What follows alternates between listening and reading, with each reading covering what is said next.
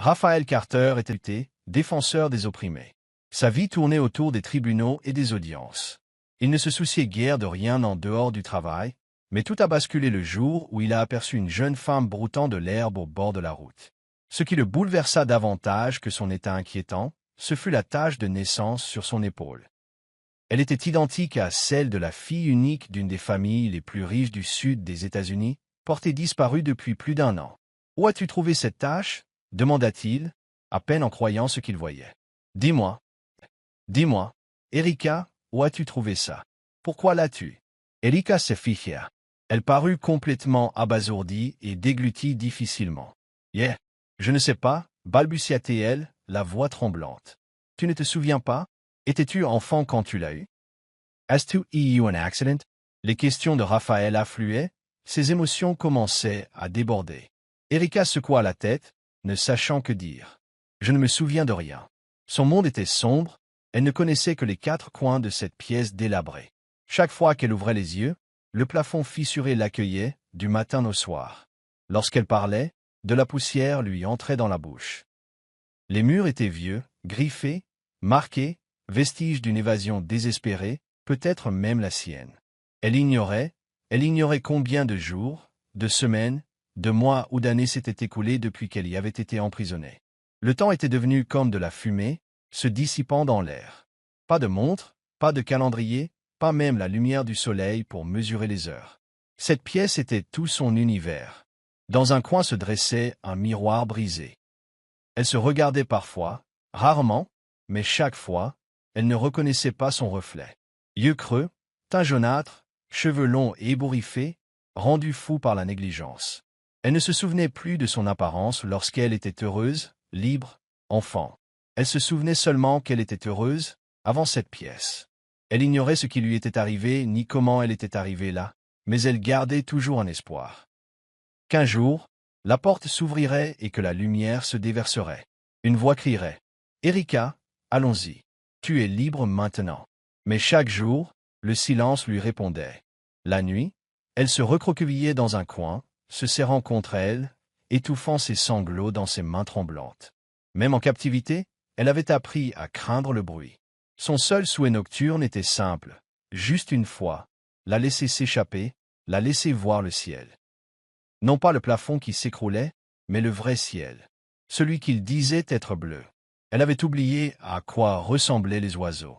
Elle entendait leurs chants à travers une étroite fente de la fenêtre en acier, mais ne les voyait jamais. Parfois, elle se demandait à quoi ressemblent les arbres. Les feuilles sont-elles encore vertes? Elle voulait sentir le vent, non pas l'air vicié et stagnant de la pièce, mais un vent qui effleurait la peau comme une étreinte de liberté. Elle voulait voir le monde, les sourires des gens, le bourdonnement de la circulation, la lumière du soleil qui ne l'aveuglait ni ne la brûlait. Mais tout ce qu'elle avait, c'était des rêves que la réalité noyait, jour après jour. « Je ne veux pas mourir ici », murmura-t-elle au mur d'une voix faible. « Je veux vivre, je veux me sentir légère, juste une fois. » Mais il n'y avait aucun espoir, elle ignorait tout du monde extérieur. Cette pièce était son univers, elle ne savait pas comment interagir, comment vivre. Que était ce qui était normal? Que devait être la vie? Tout ce qu'elle connaissait, c'était le plafond fissuré, le tapis usé, le minuscule rayon de lumière qui filtrait à travers le mur chaque midi. Ce rayon lui rappelait qu'il existait quelque chose au-delà de l'obscurité, la liberté, mais elle ne pouvait que l'observer. Ses chaînes l'empêchaient d'atteindre les rayons du soleil. Elles étaient lourdes, serrées, douloureuses. Elle laissait des marques sur sa peau, puis on frappa à la porte. Elle s'ouvrit lentement. Madame Nancy entra, la vieille femme qui était son seul contact humain. Elle ne représentait pas une menace. En fait, elle était peut-être même la seule alliée d'Erika. Elle ne savait pas si Nancy était une garde qui la plaignait ou quelqu'un qui se souciait vraiment d'elle. « Mange, mon enfant », dit Nancy doucement d'une voix chaleureuse. « Tu n'as rien mangé de la journée. » Erika regarda le plateau dans ses mains. Du riz rassis, une cuillerée de viande, un verre d'eau. Elle ne dit rien. Madame Nancy plaça le plateau à côté d'elle et s'assit au bord du vieux matelas. Doucement, elle souleva la cuillère et donna à manger à Erika, trop habituée à être nourrie pour résister. Comment pouvait-elle manger seule, avec des chaînes qui lui entravaient les mains? Elle mâcha doucement. À chaque bouchée, Nancy sentait un poids croissant dans sa poitrine. Elle fixait le visage innocent de la jeune fille, toujours lisse malgré la saleté qui l'entourait. Son regard était vide, vide de toute connaissance, comme celui d'une enfant qui ignore tout du mal du monde. « C'est bon ?» demanda-t-elle en essayant de sourire. Erika hocha légèrement la tête, toujours silencieuse mais respectueuse. Elle n'était pas impolie. Malgré tout ce qu'elle avait enduré, elle n'était pas une âme perdue, juste quelqu'un à qui on n'avait jamais permis de vivre une vie normale. Nancy lui caressa les cheveux, pleine d'affection maternelle. « Je suis désolée, mon enfant, murmura-t-elle. Si seulement je pouvais te sortir de là maintenant. Mais je ne peux pas les combattre. Je ne peux pas te sauver. Je prie Dieu tous les jours. Il te sauvera. Il le fera. » Erika ne comprenait pas. Elle ne savait pas qui était Dieu. Elle ne savait pas ce que signifiait le salut. Tout ce qu'elle savait, c'est qu'elle ne voulait pas vivre dans le noir. Elle ne voulait plus se réveiller avec des chaînes. Elle ne voulait pas que sa seule lueur d'espoir vienne d'une fissure dans le mur. Elle ne voulait plus jamais revoir le visage de ceux qui l'avaient kidnappée. Mais dans chaque contact doux et chaque sourire forcé que Nancy lui adressait, Erika ressentait une lueur d'espoir. Peut-être, le monde ne l'avait-il pas complètement abandonnée. Nancy, elle aussi, était en train de s'effondrer intérieurement. Erika était innocente, inconsciente du mal qui l'entourait. Et dans chaque prière silencieuse, tandis qu'elle coiffait la fillette, Nancy la suppliait. « J'espère que tu t'en sortiras, ma fille. J'espère que ton histoire ne s'arrête pas là. » Le couloir était sombre lorsque Nancy sortit lentement de la chambre d'Erika. Elle portait le plateau désormais vide. Erika avait tout mangé. « Merci » avait murmuré Erika plus tôt. Juste 2 mots simples, mais suffisants pour briser le cœur de Nancy. Erika parlait rarement, et pour lui exprimer sa gratitude, Nancy sentait la confiance de la jeune fille. Tandis qu'elle avançait dans le long couloir, elle entendit des voix étouffées. Des voix familières, celles des hommes du groupe qui avaient kidnappé Erika.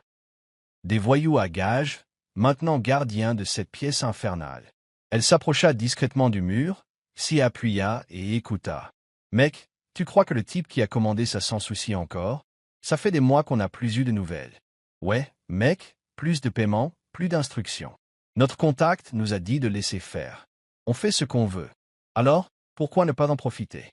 C'est du gâchis, mec. » Elle est encore fraîche, pâle, innocente.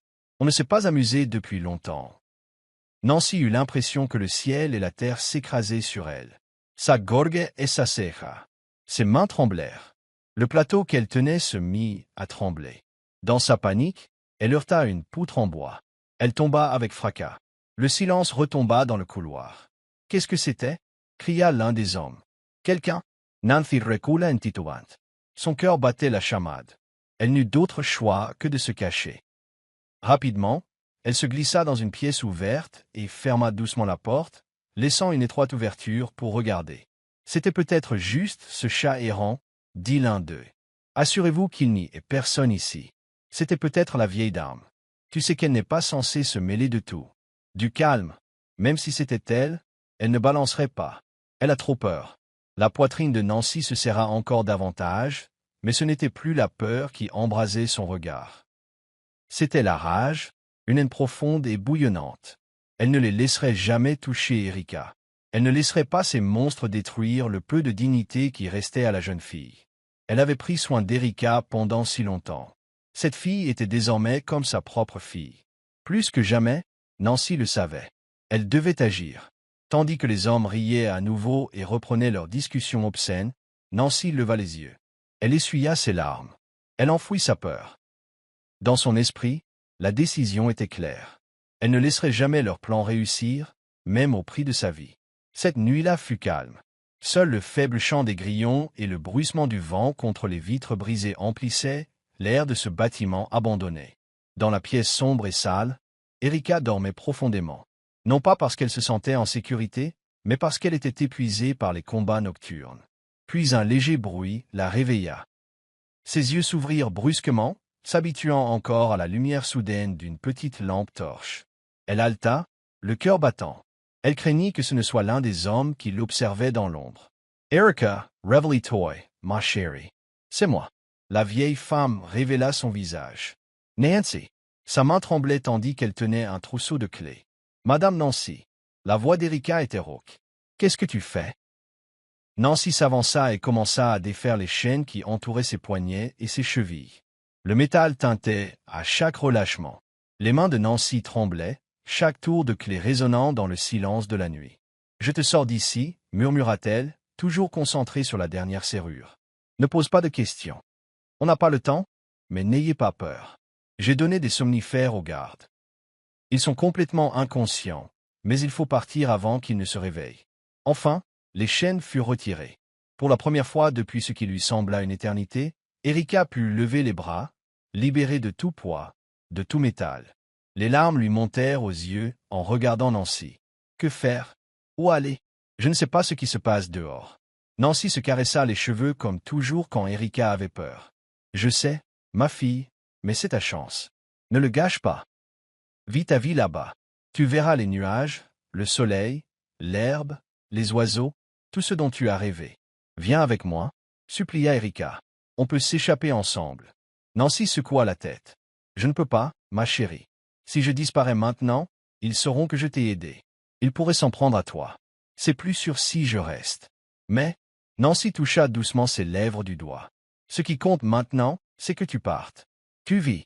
Tu recommences. Sois libre. Pour moi, Erika ne pouvait plus retenir ses larmes. Son corps tout entier tremblait d'émotion. Peur, joie, tristesse. Je t'aime, mon enfant, murmura Nancy. Souviens-toi toujours de ça. Tu es comme une fille pour moi. Erika la serra fort dans ses bras. Elle ne voulait pas la lâcher.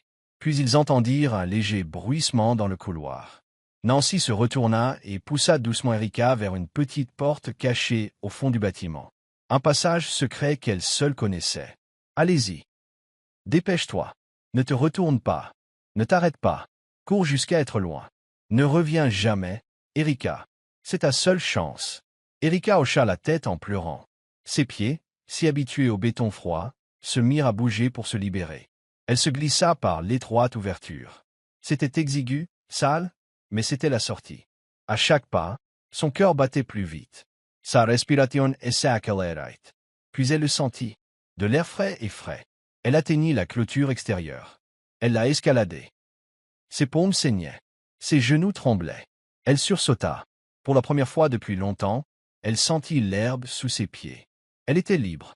De retour dans la pièce qui était autrefois sa prison, Nancy se tenait dans le noir, retenant ses larmes. « Je suis désolée, mon enfant, murmura-t-elle. Puisses-tu trouver la liberté pour le restant de tes jours. » Erika continuait de courir. Elle ne savait pas où aller. Elle savait seulement qu'elle devait s'enfuir. Comme Nancy le lui avait dit, elle devait fuir cet endroit. Fuir l'obscurité, la peur, le regard affamé de ces hommes. Ses pieds lui faisaient mal. Sa peau était écorchée par des épines. Ses bras saignaient. Ses genoux étaient à vif. Mais il n'y avait pas de temps pour la douleur. Tout ce qui comptait, c'était de continuer. Finalement, le soleil se leva. Ses premiers rayons caressèrent son visage. Erika s'arrêta, haletante, couverte de sueur, à peine capable de marcher. Elle s'assit au bord de la route, dans les hautes herbes, trop faible pour bouger. Elle mourait de faim. Elle n'avait pas mangé correctement depuis des jours. Il n'y avait personne en vue. Aucune aide. Pas de Nancy. Elle ne savait pas où elle était. Mais une chose était claire, c'était le monde extérieur. Celui qu'elle avait cru être un rêve. Elle regarda autour d'elle. Des champs verts. Des arbres au loin. Une brise qui sentait autre chose. Réel. Pour quelqu'un comme elle, qui avait vécu si longtemps dans l'obscurité, la vue était paradisiaque. Fatiguée mais souriant faiblement, elle vit le ciel orange pour la première fois. Elle vit des nuages qui bougeaient. Un soleil qui n'apparaissait pas par une fente, mais entier, brillant et chaleureux. Elle respira quelques minutes, essayant de reprendre des forces. Puis elle se leva et marcha, lentement, hésitante, boitant. Chaque pas était lourd. Mais elle continua son chemin. Elle atteignit le bord d'une autre route. Elle était large, grouillante de véhicules qu'elle ne reconnaissait pas. Des bruits assourdissants qu'elle n'avait jamais entendus auparavant. Elle recula, effrayée. Pour elle, les voitures étaient des monstres. Énormes et rugissantes. Se déplaçant rapidement, elle se cacha dans l'herbe, tremblante. Elle resta là jusqu'à la tombée de la nuit. Son estomac criait. Son corps se tordait de douleur. Elle regarda autour d'elle. Toujours personne. Pas de nourriture. Pas d'eau. Poussée par la faim, elle cueillit de l'herbe et la mangea. C'était affreux. America Ruger, aiguë contre sa gorge. Mais la faim était insupportable. Tandis qu'elle mâchait, elle s'est effondrée en sanglots au bord de la route. Puis, une voiture s'est arrêtée. Un élégant véhicule noir s'arrêta devant elle. Son cœur battait fort. Elle se figea, l'herbe encore dans la bouche. La porte s'ouvrit lentement. Un homme grand et vêtu de noir en sortit. Elle peina à se lever. Ses genoux tremblaient. Son corps s'affaiblissait. Mais avant qu'elle puisse se relever complètement, sa vision se brouilla. Le son s'est estompé. Le monde a tourné. Puis tout est devenu noir. L'homme la fixa, stupéfait. Elle s'effondra devant lui. Une fille maigre, sale et blessée. Complètement inconsciente. Ses vêtements ressemblaient à des haillons. Sa peau était meurtrie et marquée de cicatrices. Raphaël Carter n'en croyait pas ses yeux. Il s'agenouilla près d'elle et lui toucha le nez du revers de la main. Elle respirait encore, mais à peine. Il n'y avait personne d'autre. Il pensa à l'hôpital, mais c'était trop loin. Elle risquait de ne pas survivre au voyage. Il n'avait pas le choix. Avec précaution, il la prit dans ses bras. Elle était légère. « Fevrix, je vais te sauver » murmura-t-il. Il la plaça à l'arrière de sa voiture et démarra. En moins de 30 minutes, ils atteignirent sa demeure ancestrale, loin de la ville. Calme et sûr. Dès qu'il ouvrit le portail, Florence, sa gouvernante de longue date, se précipita dehors. « Raphaël, que s'est-il passé? Qui est cette fille? Elle est blessée, inconsciente. Je l'ai trouvée au bord de la route. Je ne l'ai pas emmenée à l'hôpital. C'est trop loin. Aidez-moi, s'il vous plaît. » Florence Pallet. Elle toucha doucement la joue de la jeune fille. « Mon Dieu, qu'est-il arrivé à cette pauvre enfant? » Raphaël porta la fillette inconsciente dans l'une des chambres d'amis, Florence la suivant de près. Les autres domestiques et le chauffeur, qui se trouvaient à proximité, restèrent figés sous le choc. Après l'avoir déposée sur le lit, Florence se mit immédiatement au travail. Elle nettoya ses blessures, essuya la saleté, appliqua des onguents et lui enfila une vieille robe en coton doux. Tandis que Raphaël observait la scène, il laissa échapper un profond soupir. « Merci, Florence. Honnêtement, je ne sais pas ce que j'aurais fait sans toi. » Florence le regarda avec des yeux tristes et entendus. Cette fille n'a pas l'air d'avoir été abandonnée. On dirait qu'elle fuyait quelque chose, dit-elle doucement. Raphaël hocha la tête, il le sentait aussi. Quand j'aurai terminé l'affaire que je gère en ce moment, je l'aiderai à retrouver sa famille. Mais pour l'instant, je pense qu'il vaut mieux la cacher à celui à qui elle fuyait. Ne t'inquiète pas, mon fils. On s'occupera d'elle, lui assura Florence. Raphaël hocha la tête en signe de gratitude. Merci, Florence. Le lendemain matin, Raphaël se réveilla tôt. Malgré l'épuisement et l'inquiétude de la veille, il devait assister à une audience très importante, une affaire de droits humains. Dans la cuisine, vêtu d'un polo et d'un pantalon sombre, il sirotait un café tout en parlant sérieusement au personnel. « J'ai un rendez-vous important ce matin. Je ne rentrerai peut-être pas avant tard ce soir, dit-il. S'il te plaît, surveille la fille dans la chambre d'amis. Ne l'effraie pas, ne la touche pas. Assurez-vous qu'elle soit nourrie, qu'elle boive et qu'elle se repose. »« Oui, monsieur Raphaël, » répondirent-ils à l'unisson. « Nous prendrons soin d'elle. » Raphaël soupira et hocha la tête, puis quitta la maison. Pendant ce temps, portant un plateau avec du porridge chaud, un œuf à la coque et du lait chaud, Florence entra prudemment dans la chambre d'amis. Chaque pas était doux, elle ne voulait pas effrayer la jeune fille. En ouvrant la porte, elle vit la fillette commencer à se réveiller.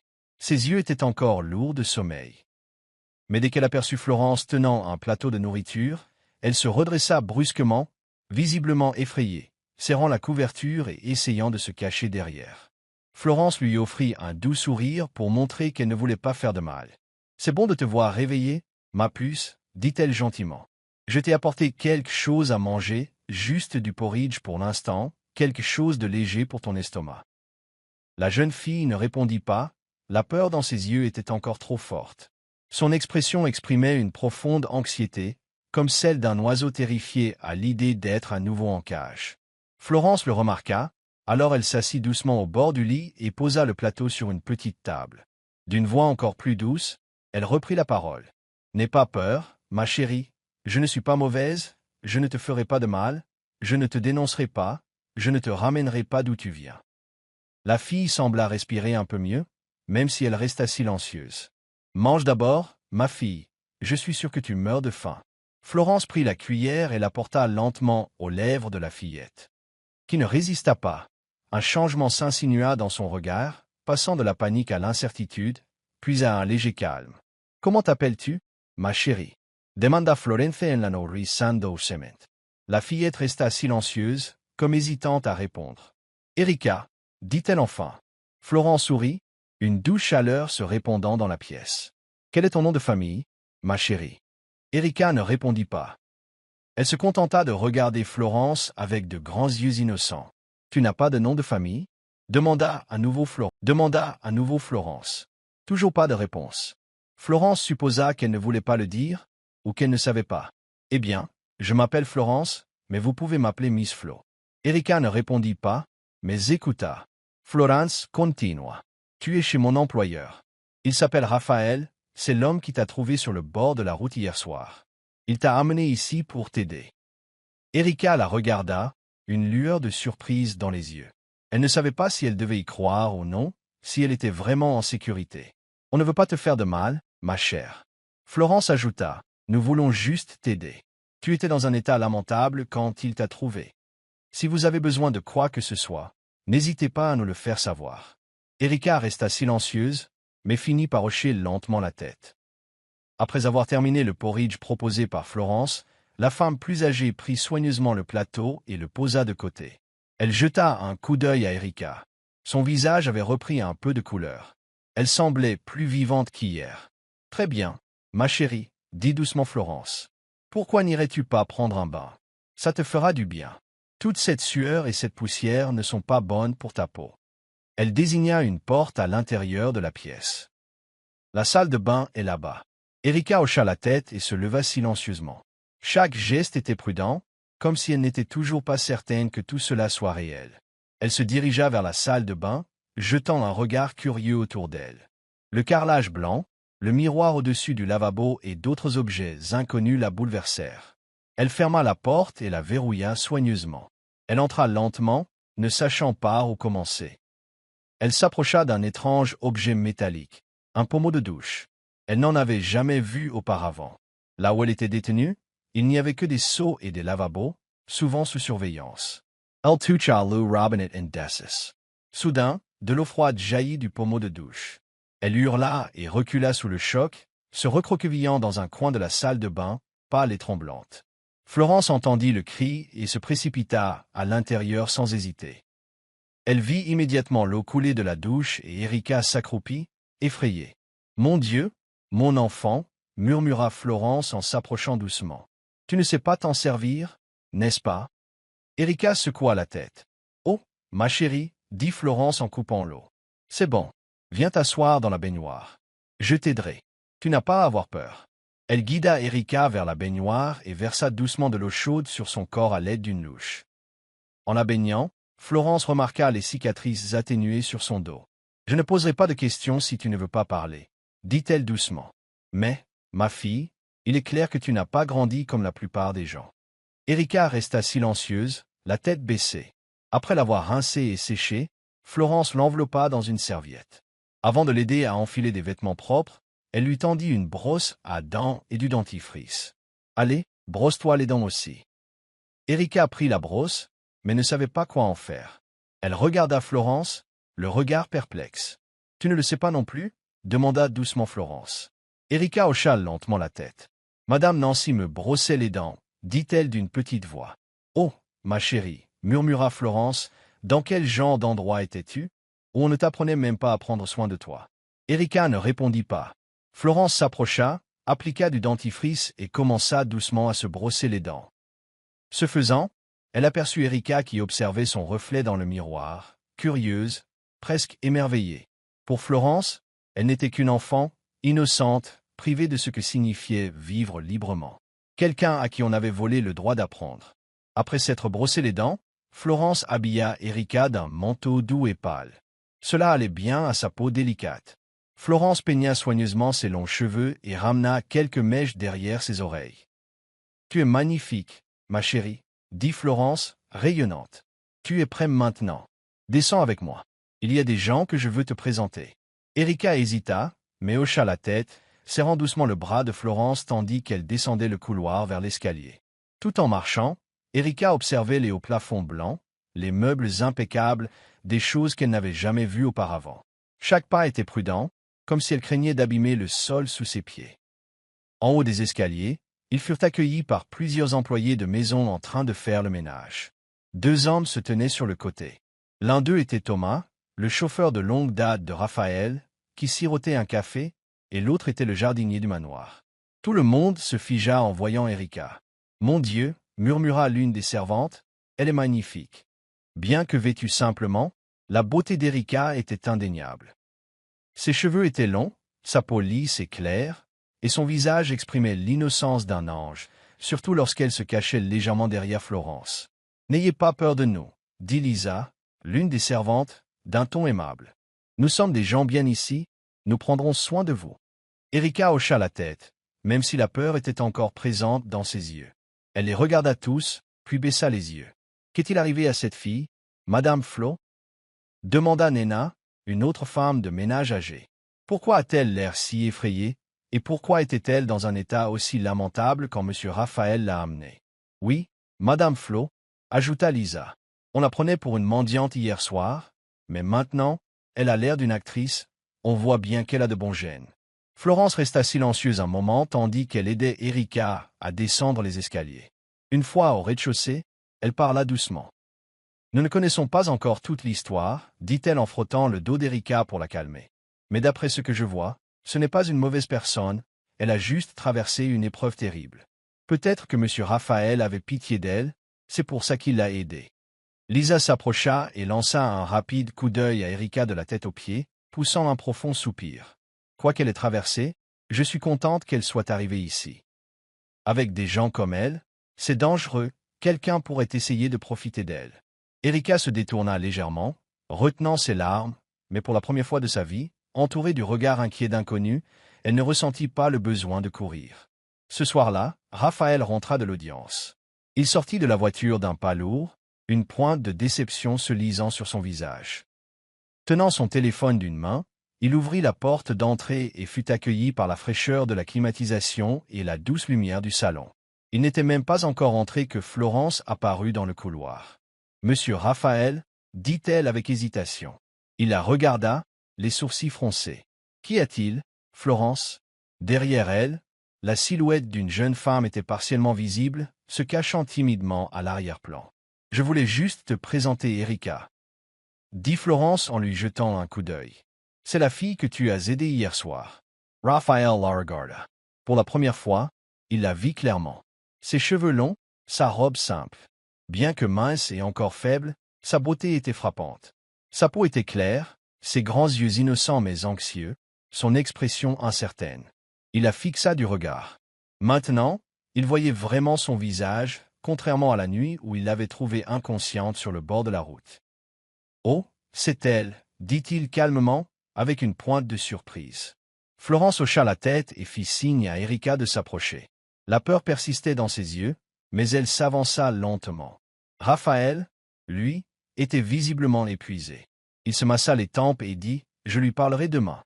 Je suis trop fatigué, Florence. » Sans un mot de plus, il les dépassa et monta à l'étage. Ses pas étaient lourds. Erika resta près de Florence, serrant le bas de sa robe. Florence se tourna vers elle et lui adressa un petit sourire. « Ne le prends pas personnellement, ma chère. Mon patron est quelqu'un de bien. Il est probablement juste très fatigué aujourd'hui. Il revenait tout juste d'une audience. » Erika resta silencieuse et hocha légèrement la tête. À l'étage, dans sa chambre, Raphaël s'assit au bord de son lit et soupira profondément. Il retira sa cravate et appuya sa tête contre la tête de lit. « Maintenant, je dois m'inquiéter pour elle aussi. » murmura-t-il, faisant allusion à la nouvelle responsabilité qui s'était inopinément imposée à sa vie. Malgré l'épuisement dû à l'audience de la journée, Raphaël ne prit même pas la peine de manger. Dès son arrivée dans sa chambre, il s'allongea et s'endormit aussitôt, toujours en costume. Le lendemain matin, Raphaël se réveilla tôt, la tête encore parcourue par le stress et la fatigue, mais le travail l'attendait. Après avoir pris une douche et s'être habillé, il se dirigea vers la cuisine. En entrant, il s'arrêta brusquement devant ce qu'il vit. Erika se tenait à côté de Florence, serrant fermement le bord de la robe de la femme plus âgée, comme un enfant agrippé à ses parents. Son regard était vif mais empli d'anxiété. « Florence » appela Raphaël. Elle se retourna. « Oh, monsieur, c'est à vous.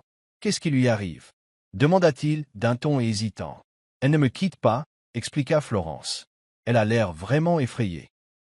Elle a fait un cauchemar la nuit dernière et a eu de la fièvre. Raphaël regarda Erika, mais ne dit rien. Il se détourna et se dirigea vers la table à manger, s'asseyant en attendant son café. Une des femmes de chambre s'approcha et posa délicatement une tasse devant lui. « Merci, » dit-il brièvement. Tandis qu'il sirotait son café, Raphaël sentit le regard d'Erika posé sur lui. Il leva les yeux et ils étaient là, ses yeux innocents et interrogateurs fixés sur lui. Il l'observa un instant, puis soupira et haussa un sourcil. « Qu'est-ce que tu regardes » Surprise, Erika cligna des yeux et détourna vivement le regard, secouant lentement la tête comme si elle ne comprenait pas la question.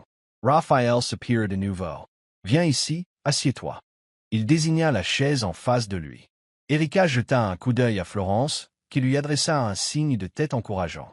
Lentement, elle s'approcha et s'assit. « Comment t'appelles-tu » demanda calmement Raphaël. Elle resta immobile comme une statue, les yeux rivés sur lui, mais sans rien dire. Raphaël fronça les sourcils. « Ah non » répéta-t-il en baissant légèrement la voix. Elle le regarda à nouveau, puis secoua doucement la tête. Sans comprendre. « D'où viens-tu » Il essaya de nouveau. « Quel âge as-tu » Toujours pas de réponse, juste un regard vide. « Tu me comprends au moins » demanda-t-il, l'air légèrement irrité et épuisé.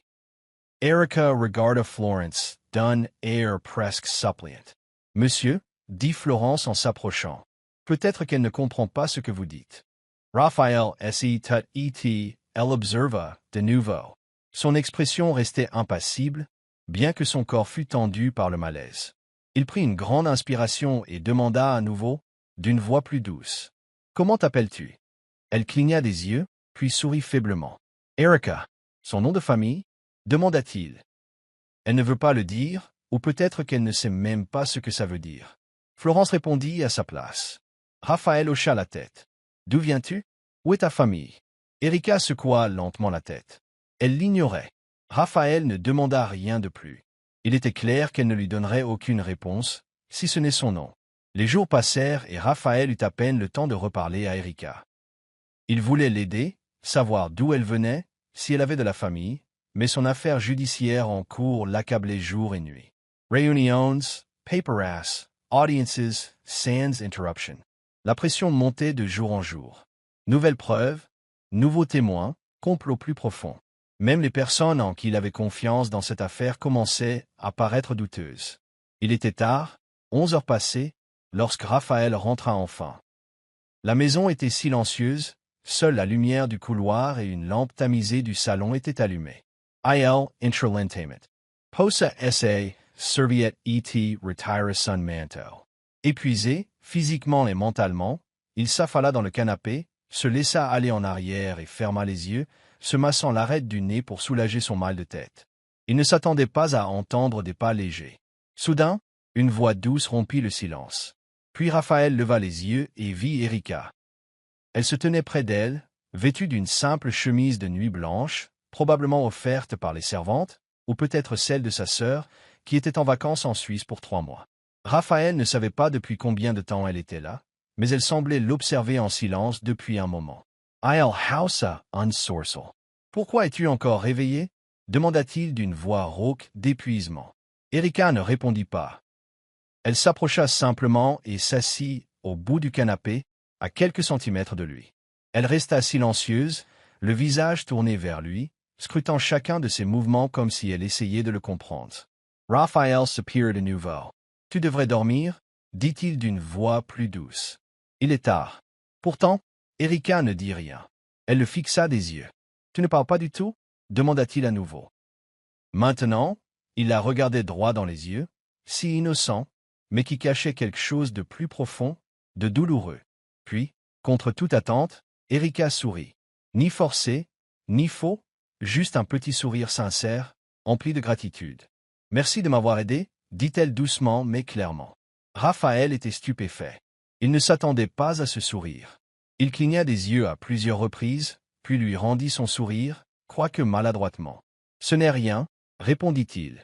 « N'en parle pas. » Après quelques secondes de silence, il réessaya de poser la question. « As-tu une famille ?» Erika fronça légèrement les sourcils. Elle ne semblait pas comprendre la question. « Une famille, » expliqua Raphaël. « Comme une mère, un père, une sœur, un frère. Des gens qui vous aiment, qui vous ont élevé. » Erika le fixa un moment. « Tu sais, ceux qui t'ont élevé. Tu n'en as pas ?» Elle secoua lentement la tête. Non pas qu'elle ne voulait pas répondre, mais parce qu'elle ne savait pas. « Aucun ?» demanda à nouveau Raphaël, d'une voix plus douce. Un autre hochement de tête lent. Cette fois, il avait plus de poids. « Alors, d'où viens-tu? Pourquoi étais-tu dans cet état quand je t'ai trouvé? » Je me suis enfui. Les sourcils de Raphaël se froncèrent. « Tu t'es enfui ?» Elle hocha lentement la tête. Nancy le dit. Elle m'a dit de courir. « Alors, tu as une mère? Cette Nancy, c'est ta mère? » La confusion revint dans le regard d'Erika. Elle regarda Raphaël droit dans les yeux, mais ne dit rien. « As-tu été kidnappé ?»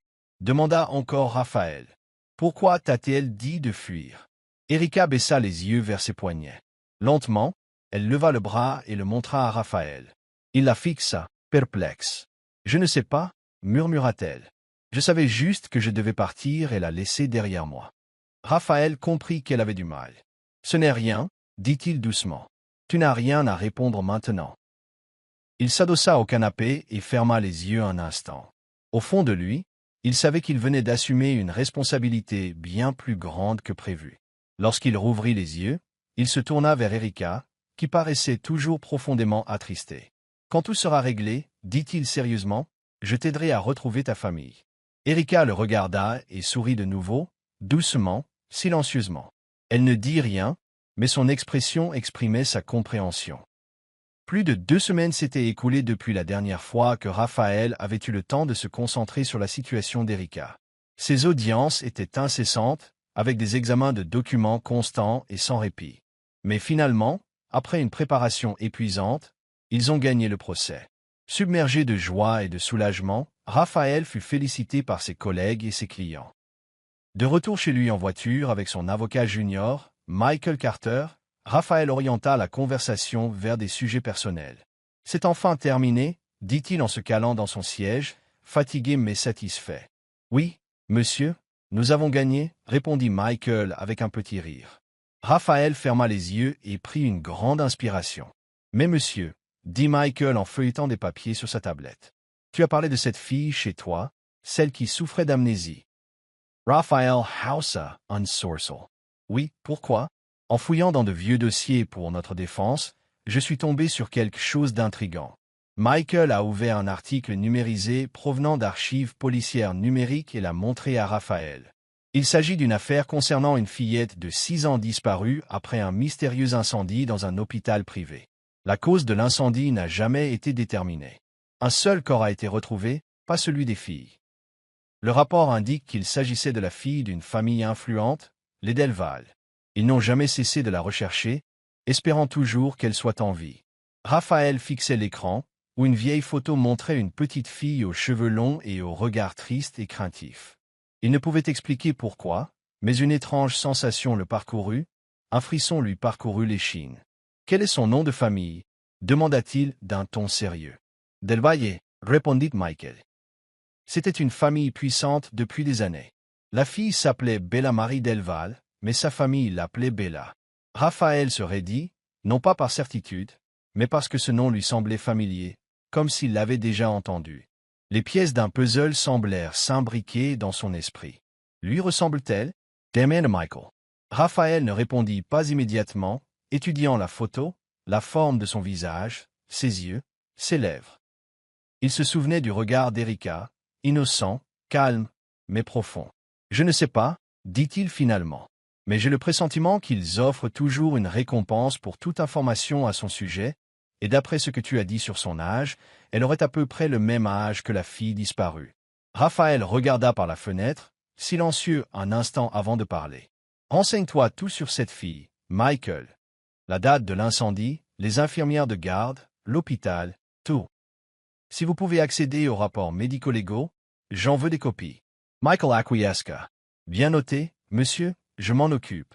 Alors que la voiture s'engageait vers la maison, Raphaël se chargeait d'une nouvelle mission. Aider Erika. La nuit était calme, seulement troublée par le léger tic-tac de l'horloge murale du bureau de Raphaël et le bruissement des pages tandis qu'il lisait des articles et des rapports sur la jeune fille disparue depuis plus de 10 ans. Son ordinateur portable chant sur plusieurs onglets des archives d'actualité, des rapports de police et des appels familiaux des Delval. Sur une vieille photo de Bella Marie Delval, il remarqua un détail qui lui avait échappé. Une petite tache de naissance en forme de larme sur son épaule, un identifiant familial unique, subtil à moins d'être examiné de près. Il marqua une pause, fixant l'image, les sourcils froncés. Un frisson lui parcourut la nuque.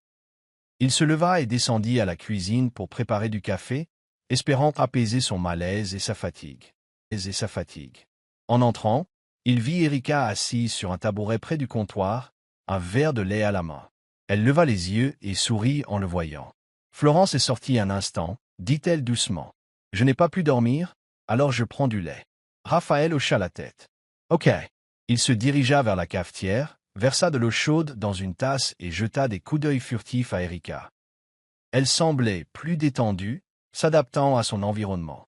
Après avoir bu, elle se leva et se dirigea vers l'évier pour poser son verre. Son haut sans manche se décala, dévoilant son épaule, et là, la marque en forme de larme de la photo. Les yeux de Raphaël s'écarquillèrent, comme s'ils avaient été arrosés d'eau froide. Son cœur battait la chamade, il ne pouvait plus bouger. Confirmant ce qu'il voyait, il s'avança et lui saisit fermement le poignet. Erika, surprise, le regarda, la peur et la confusion dans les yeux. « Où as-tu trouvé cette marque ?» demanda-t-il, à peine convaincu. « Dis-moi, Erika, où l'as-tu trouvée?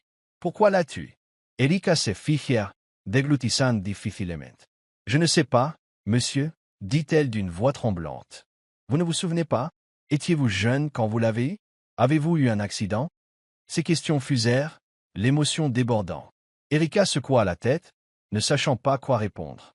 « Je ne me souviens de rien. » Avant que Raphaël puisse en dire plus, Florence entra, intriguée par la scène. « Que se passe-t-il ici ?» demanda-t-elle. Raphaël lâcha rapidement le poignet d'Erika, comme s'il sortait d'une transe. « Rien, Florence, dit-il précipitamment. J'ai juste été surpris. J'ai cru voir quelque chose. Ne fais pas attention. » Florence regarda Erika, remarquant son poignet légèrement rougi, là où Raphaël l'avait tenu. « Tu y es sûre, ma chérie ?» demanda-t-elle, hésitante. Raphaël hocha la tête, évitant son regard. « Oui, Florence, je suis probablement fatigué. » Erika resta silencieuse, immobile, se frottant doucement les pieds. Raphaël se retourna, s'efforçant de se calmer, mais intérieurement, il se sentait comme s'il avait été assailli par la possibilité que cette fille, apparue si soudainement dans sa vie, puisse être l'enfant disparu depuis longtemps, recherché par la famille la plus riche, possédant de vastes entreprises du Midwest. Toute la nuit, Raphaël étudia des documents, de vieux rapports, des photos et des images de Bella Marie Delval, disparue. Il a reconstitué chaque détail, son âge, la marque sur l'épaule, ses traits physiques et les interviews dans les médias, où ses parents ont répété à plusieurs reprises qu'ils n'avaient jamais cessé de croire que leur fille était vivante. Il a pris une photo d'Erika, prise sans qu'elle le sache, alors qu'elle était dans le jardin, et l'a comparée à celle de Bella.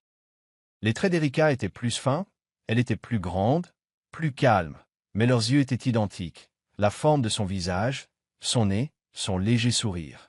Il ne doutait plus qu'Erika et Bella étaient la même personne. Le lendemain, il s'adressa à son ami proche du cabinet, Maître Daniel Harris. « Daniel, j'ai besoin de ton aide, » lui dit Raphaël dans une salle de conférence. « Est-ce à propos de la fille qui séjourne chez toi? » « Oui, » répondit Raphaël. « Je crois que c'est Bella Delval, la fille disparue il y a 18 ans dans l'incendie d'un hôpital. Elle a une tache de naissance sur l'épaule, même emplacement, même forme, tous les détails, l'âge, l'histoire, même les similitudes faciales. » Daniel avait l'air choqué. « Delval, c'est l'une des familles les plus puissantes du pays. » « Exactement, c'est pourquoi j'ai besoin de savoir si mon intuition est juste pour qu'elle puisse retourner chez eux si elle est Bella. » À leur insu, un homme en costume gris foncé se tenait silencieusement près de la porte ouverte de la salle de conférence, entendant tout. Pouvoir et richesse étant en jeu, il complotait déjà quelque chose de sinistre. Il était tard lorsque Raphaël rentra chez lui, fatigué et perdu dans ses pensées, empruntant une route sombre et presque déserte. Alors qu'il approchait d'une intersection, un SUV noir lui barra soudain la route. Il freina brusquement. 3 hommes armés en noir, ressemblant à des gardes du corps, en sortirent. Avant qu'il puisse réagir, la portière du SUV s'ouvrit et un homme en sortit, vêtu d'un costume coûteux, tenant une canne malgré son absence apparente de handicap. Raphaël baissa sa vitre pour aborder le sujet. « Maître Carter, dit l'homme d'une voix froide. Nous avons entendu dire que vous enquêtiez sur un sujet dans lequel vous n'auriez pas dû vous mêler. » Raphaël ne répondit pas et sortit de sa voiture, sans montrer aucune crainte. « Donnes nous la fille, continual home. Tu n'as pas besoin de savoir pourquoi, tu n'as pas besoin de t'impliquer. » Raphaël secoua la tête. « Je ne sais pas de quelle fille tu parles. » L'homme s'approcha, baissant la voix. « Ne faites pas l'idiot, maître. Je sais que vous savez de qui nous parlons. Vous devez vous tromper, monsieur. Je n'ai aucune idée de qui vous parlez. » L'homme serra les dents. « La jeune fille dont vous avez la charge, celle que vous soupçonnez d'être l'héritière disparue des Delval. » Raphaël ignorait comment il avait su pour Erika. Il soupçonnait Daniel ou Michael d'être impliqués, car ils étaient les seuls au courant. Mais il ne voulait pas les juger, leur ayant fait confiance pendant des années. Il a choisi de jouer les ignorants. « Je ne vois pas de quoi tu parles. Arrêtez de faire semblant, maître Carter. » L'homme a craqué. « Donnez-nous ce que nous voulons, et je vous promets qu'il ne vous arrivera rien de mal. » Il sourit. « Ne me traite pas d'ennemi. Tu es avocat. Tu connais mon jeu. Tu sais à quelle vitesse les gens qui en savent trop peuvent disparaître. » Raphaël resta calme, imperturbable. « Si nécessaire, nous vous tuerons, » ajouta l'homme, sa menace claire. Raphaël sourit, d'un sourire confiant et intrépide. « Je suis l'avocat Raphaël Carter. Mon nom a du poids devant les tribunaux, dans les médias et auprès de ceux qui défendent la justice. Je ne fais pas que pratiquer le droit, je l'incarne. Si je disparais subitement ou si je décède, cela ne passerait pas inaperçu. » L'homme marqua une pause, les sourcils froncés. « Tu me sous-estimes, et c'est là ta plus grosse erreur. Tu penses que je ne suis qu'un obstacle de plus à éliminer, quelqu'un que tu peux réduire au silence. Mais je n'ai pas bâti ce nom, cette réputation, par imprudence. » Raphaël sourit, voyant le malaise dans le regard de l'homme. « Me too? Réfléchis bien. J'ai des remplaçants pour chacun de mes mouvements. On me surveille, et s'il m'arrive quelque chose, tu seras le premier que la police arrêtera. » La tension était palpable. L'homme riche fit signe à ses hommes, qui acquiescèrent et se retirèrent vers le SUV. « Ce n'est pas fini, maître Carter, » dit-il en reculant. « Tous les avocats ne vivent pas longtemps. » Le SUV démarra, laissant Raphaël sur la route sombre. Il prit une grande inspiration, sachant que ce n'était pas fini. Il ne pouvait pas agir imprudemment. En tant qu'avocat à la réputation prestigieuse, une erreur pouvait ruiner non seulement la vie d'Erika, mais aussi la réputation qu'il avait passé son temps à se forger. En examinant les données de son ordinateur portable, les actes de naissance, les anciens échantillons d'ADN, les rapports de traumatisme liés à l'incendie et les interviews de la famille Delval dans les médias, la conviction de Raphaël s'est renforcée. Mais il ne tirait aucune conclusion sans preuve solide. Un soir, alors qu'il rentrait du bureau en voiture, il reçut un SMS d'un numéro inconnu. « Donnez-nous la fille. Ceci est votre dernier avertissement, maître Carter. Tu n'aimeras pas ce qui arrivera si tu ne le fais pas. » Il jeta un coup d'œil autour du parking sombre, un frisson dans la nuque. Il savait que ce n'étaient pas des menaces en l'air, qu'ils agiraient s'ils n'obtempéraient pas. Heureusement, sa sœur était à l'étranger et n'avait pas l'intention de revenir prochainement. Il l'appela, lui conseillant de ne pas revenir tant que la situation ne serait pas réglée et de rester prudente. Compte tenu de son travail, elle comprit le danger et promit de suivre ses conseils. Raphaël décida de cacher Erika à ceux qui la cherchaient, jusqu'à ce qu'il soit certain de ses soupçons, évitant ainsi toute démarche précipitée.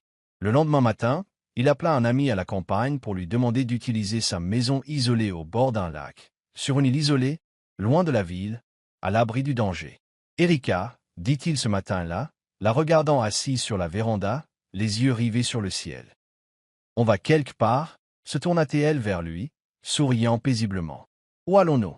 Au calme, on y restera le temps que je règle certaines choses. » Sans poser de questions, elle l'accompagna, lui faisant toujours confiance, peut-être parce qu'il l'avait sauvée.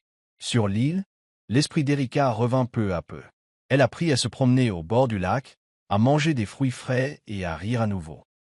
Dans leurs moments quotidiens ensemble, Raphaël ne pouvait nier une affection grandissante pour elle, non pas superficielle ni fugace, mais profonde et réelle. Ses sourires, ses regards, les fois où elle lui tendait une serviette après une baignade dans le lac, ils devinrent partenaires, même s'ils n'en parlaient pas. Mais malgré ses sentiments, il n'oublia jamais pourquoi il l'avait amenée là. Il ne profita jamais d'elle ni ne lui mit la pression. Au lieu de cela, il passa ses nuits dans son bureau, à recueillir des informations et à collaborer avec un détective privé. Après près de 2 semaines, il contacta enfin la famille Delval. Une nuit, alors qu'Erika dormait profondément dans leur petite maison, Raphaël était assis près de son lit, son téléphone à la main, avec la photo de Bella à la main. Il observa son visage paisible, plus beau maintenant, plus sain, ses yeux libérés de la peur. Doucement, il parla. « Si tu es Bella, Bella Marie Delval, je te rendrai à ta famille. Tu as le droit de les connaître, et ils ont le droit de te récupérer. » Il prit une grande inspiration, la poitrine lourde. « Mais je ne sais pas pourquoi je ne veux pas te perdre. » La nuit était calme, seul le bruit des vagues s'échappait de la fenêtre. « Tu es avec moi depuis 2 mois, et chaque jour, je ne sais quand ni comment, mon inquiétude pour toi est devenue plus qu'un simple devoir d'avocat, mais celle de quelqu'un qui espère que tu resteras. » Il lui glissa doucement une mèche de cheveux derrière l'oreille. « Je ne sais pas ce qui va se passer ensuite, mais j'espère que, même si tu découvres qui tu es vraiment, tu te souviendras de moi. » Il la regarda une fois de plus, puis se leva. Cette nuit-là, il savait que la vérité était proche, mais à chaque pas vers le passé d'Erika, il sentait ses propres émotions s'assombrir. Le lendemain matin, un bourdonnement sourd rompit le silence de l'île. Raphaël observait depuis la véranda du cottage tandis qu'Erika préparait le petit déjeuner. Du ciel, 2 hélicoptères s'approchèrent, ceux des Delval, les invités qui l'attendaient depuis longtemps.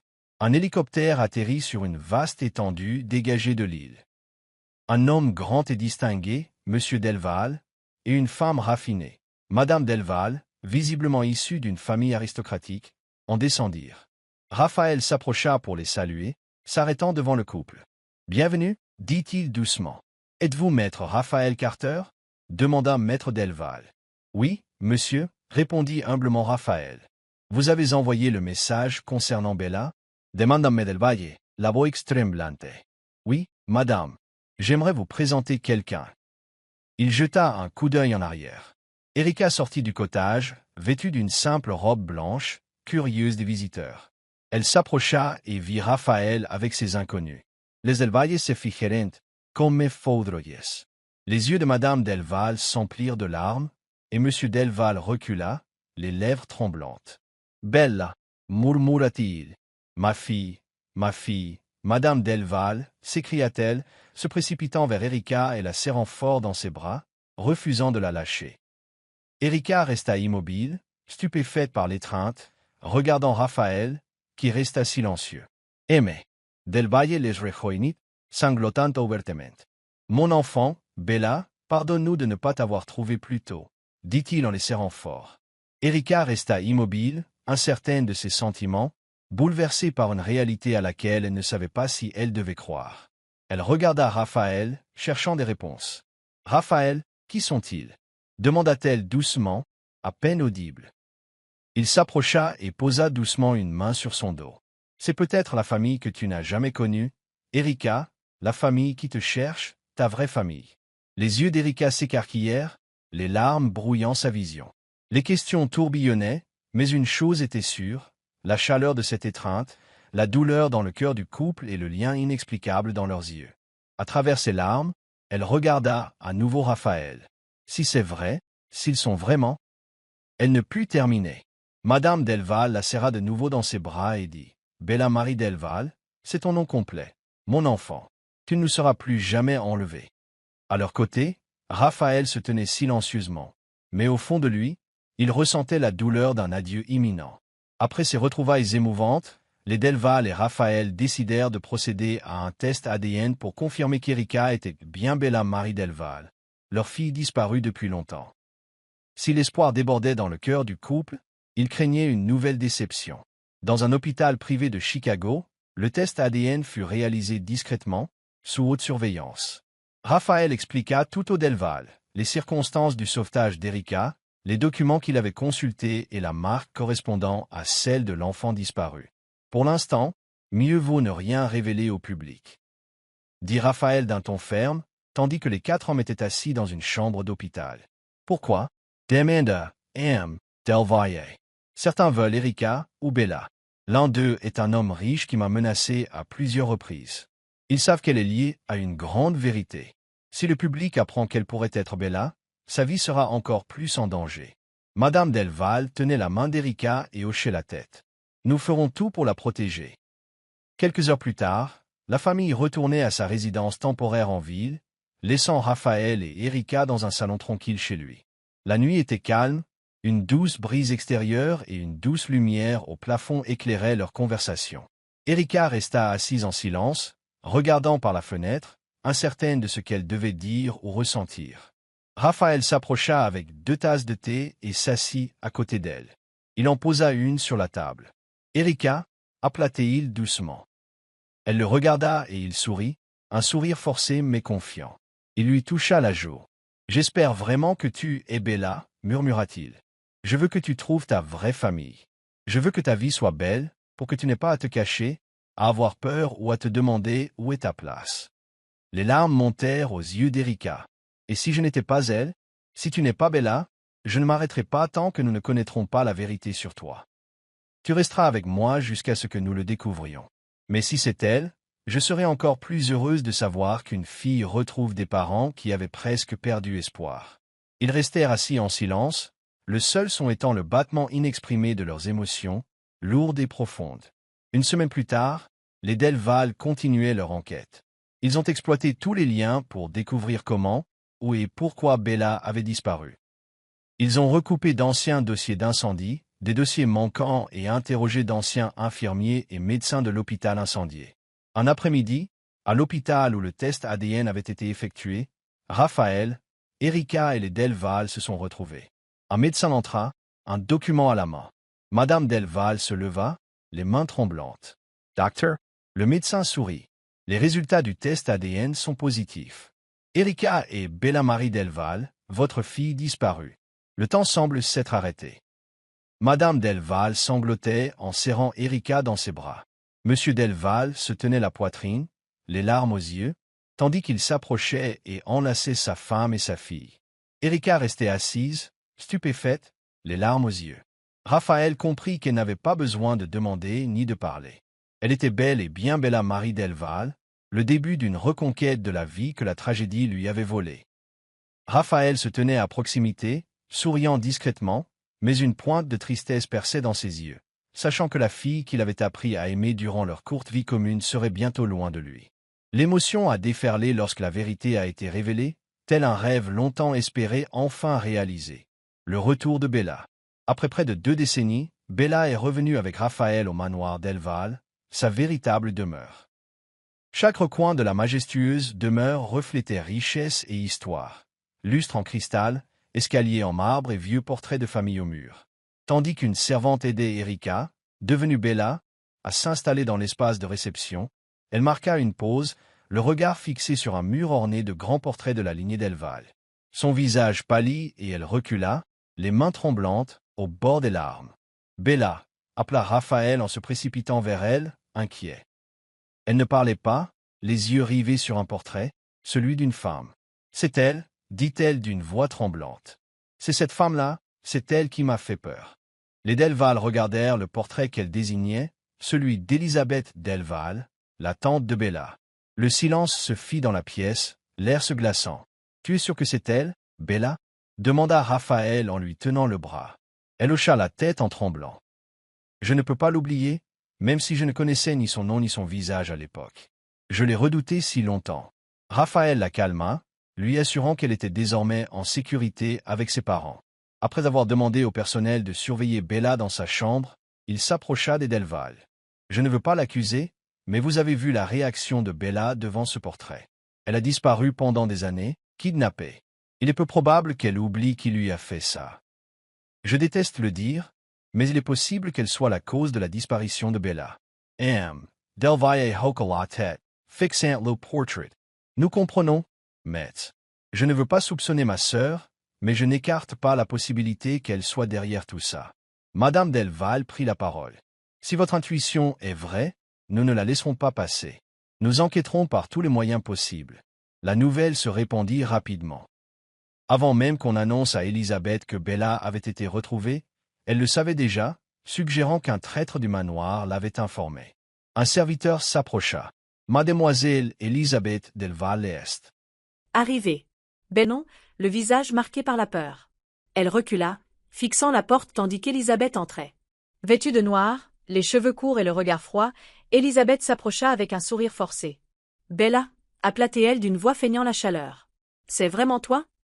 Bella ne répondit pas, debout près de ses parents, tremblante, luttant contre ses émotions. « Je n'aurais jamais cru que nous serions à nouveau ensemble, Bella » dit Elisabeth en s'approchant. Mais M. Delval s'avança, protégeant sa fille, surprenant Elisabeth. « Qu'est-ce que c'est, bête? Qu'est-ce que c'est, mon frère? Pourquoi ne puis-je pas approcher ma nièce? »« Tu ne peux pas, » dit Madame Delval fermement. Le visage d'Elisabeth exprimait la confusion, mais pour éviter tout soupçon, elle fit preuve d'inquiétude, feignant de comprendre le traumatisme de Bella. Intérieurement, elle était furieuse du contrôle strict qui entourait Bella, ne laissant approcher que des personnes de confiance, excluant Elisabeth. « Nous ne te laisserons plus jamais nous enlever, Bella », jura Madame Delval. « Ces années de séparation ont suffi. Nous ne laisserons pas cela se reproduire. » Monsieur Delval tenait la main de Bella. « Nous promettons que ceux qui t'ont fait ça paieront. Nous n'avons jamais cessé de te chercher, et nous ne nous arrêterons pas maintenant. » Bella sourit à ses parents, sans vraiment comprendre, mais ressentant leur amour. L'enquête s'est approfondie, révélant pourquoi Elisabeth Delval aurait orchestré l'enlèvement de Bella. Le mobile principal était la cupidité. Elle voulait s'emparer des richesses de la famille Delval, notamment de leurs vastes propriétés du Midwest, de leurs domaines et de leurs grandes entreprises. Cela ne serait possible qu'en éliminant l'unique héritière, Bella. Par une chaude journée, les autorités se rendirent dans une importante entreprise appartenant à Elisabeth, où elle se trouvait. Le bureau était calme, mais l'arrivée de la police le fit monter de tension. Mademoiselle Elisabeth Delval demanda un officier en s'approchant de son bureau. Elisabeth haussa un sourcil, retira ses lunettes et se leva. « Qu'aimez voulez-vous ? Nous avons un mandat d'arrêt contre vous pour l'enlèvement de Bella Delval il y a 18 ans. »« Quoi ?» cria Elisabeth, manquant de laisser tomber ses papiers. « Je n'y suis pour rien. Pourquoi m'arrêtez-vous ? » « Désolée, madame, mais nous avons un mandat, » dit l'agent. Son assistante a tenté de la calmer, mais elle les a repoussés. « J'appelle mon avocat. Je ne vous laisserai pas me manquer de respect dans mon propre bureau. » Comme prévu, Raphaël arriva, le visage sérieux, accompagné des Delval, habillé avec élégance. « Sans regard pour can't fixate Elizabeth. Mademoiselle del Valle. » dit-il calmement, laissez parler l'enquête. Le jour viendra où nous connaîtrons toute la vérité. Si tu es vraiment innocent, tu ne resteras pas longtemps en prison. La colère d'Elisabeth s'enflamma, pointant Raphaël du doigt. C'est toi qui es derrière tout ça. N'en sois pas si sûr, Raphaël. Tu vas le payer. Raphaël n'a pas bronché et est sorti avec la police qui escortait Elisabeth. Les médias attendaient dehors, filmant le secret longtemps caché. Une semaine plus tard, les preuves s'accumulaient. Soulignant le rôle d'Elisabeth Delval dans la disparition de Bella, la salle d'audience était bondée de journalistes, d'avocats et de Delval. Elisabeth, en tenue de soirée accompagnée de son équipe juridique, faisait face à Raphaël à la table de l'accusation, armée des preuves présentées. Le procès commença solennellement, avec des débats houleux. Elisabeth nia à plusieurs reprises toute implication. « Vous n'avez aucune preuve solide. » cria-t-elle. « Aucune preuve que j'ai ordonné l'enlèvement de Bella. » Raphaël resta calme, regardant Bella à la barre, nerveux mais déterminé. « Nous avons un témoin à présenter, » dit-il, quelqu'un ayant une connaissance directe des événements. La porte du tribunal s'ouvrit et tous les regards se tournèrent vers elle. Nancy Sarmiento entra, la vieille dame qui avait pris soin de Bella pendant sa captivité et qui avait miraculeusement survécu à son évasion. À sa vue, Bella se leva, la poitrine serrée. Nancy, des larmes coulaient sur son visage alors qu'elle s'approchait de la barre. « Je témoigne que mademoiselle Elisabeth Delval est derrière tout ça, » dit-elle avec audace, fixant Elisabeth, dont le visage s'était vidé de ses couleurs. Assez de dissimulation. Prenant une grande inspiration, Nancy fit face au juge et lui révéla tout. « Je suis Nancy Sarmiento.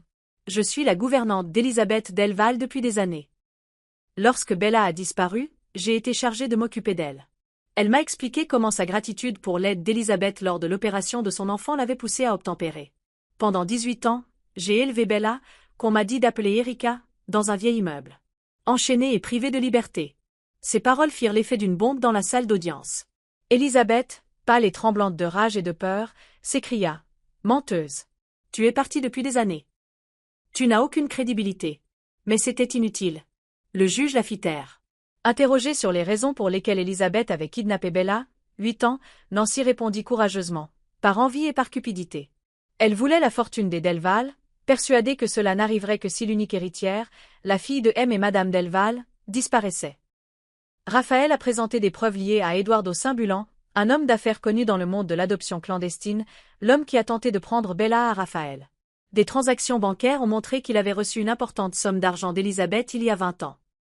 À l'issue d'un long procès, le tribunal a déclaré Élisabeth Delval et Eduardo Saint-Bulan coupables, sans l'ombre d'un doute raisonnable, d'enlèvement et d'entrave à la justice, et les a condamnés à la réclusion à perpétuité.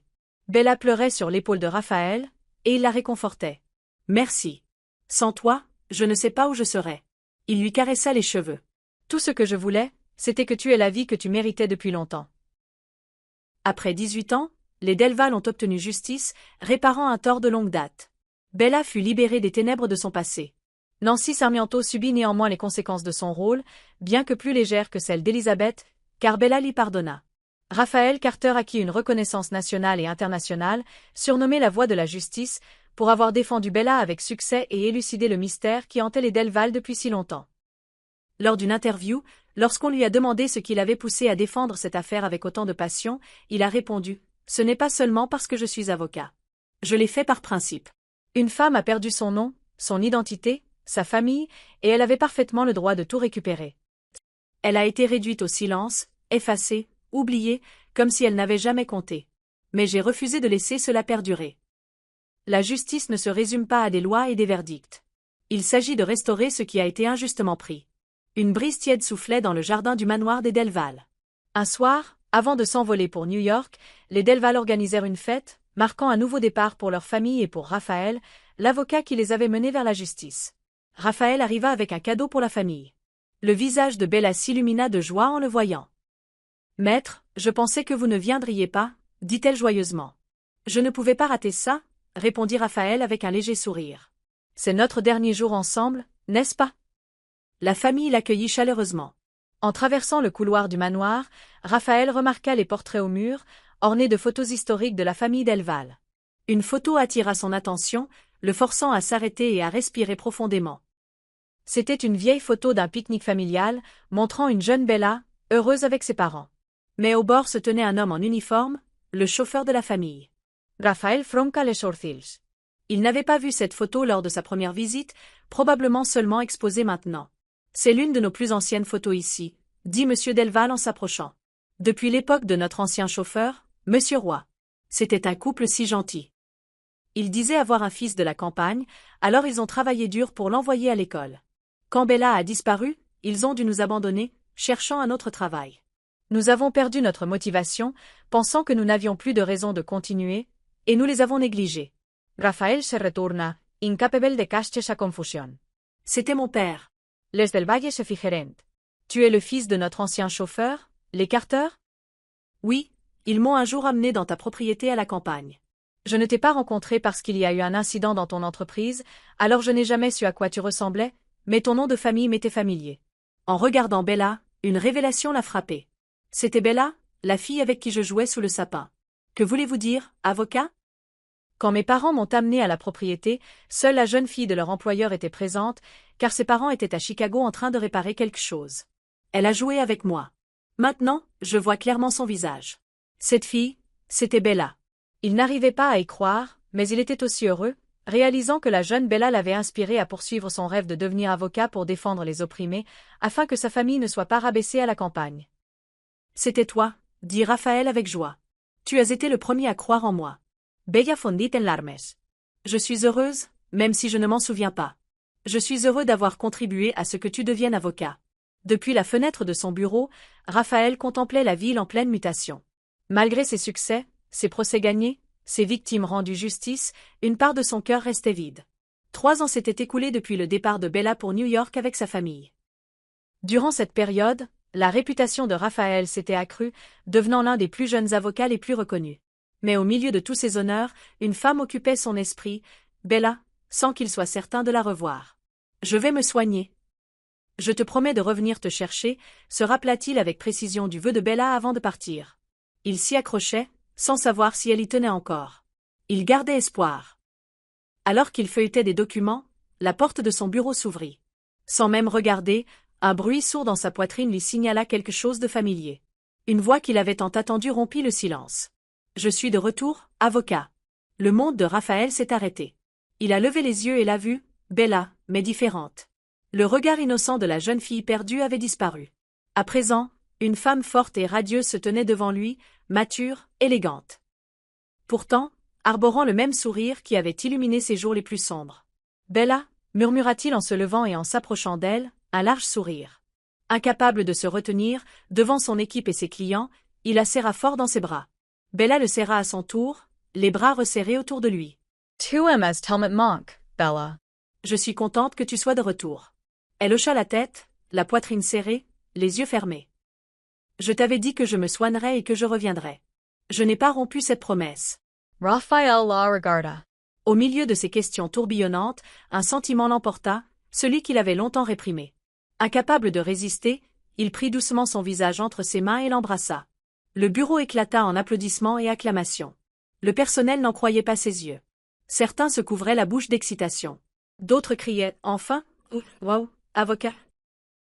Certains brandissaient leur téléphone, filmant la scène digne d'un film. Après le baiser, leurs fronts se touchèrent, tous deux tremblants d'émotion. « Je t'aime, Bella », murmura Raphaël, au bord des larmes. « Depuis, je suis si heureuse de ton retour. Je suis heureuse de pouvoir enfin te dire ça. » Bella sourit, ses yeux autrefois craintifs s'emplissant de lumière et de certitude. « Et je suis amoureuse de toi aussi, maître Raphaël Carter. Je t'aime tellement. » Elle le serra dans ses bras. « Je suis là maintenant. Je suis de retour et je ne repartirai plus. » Fin.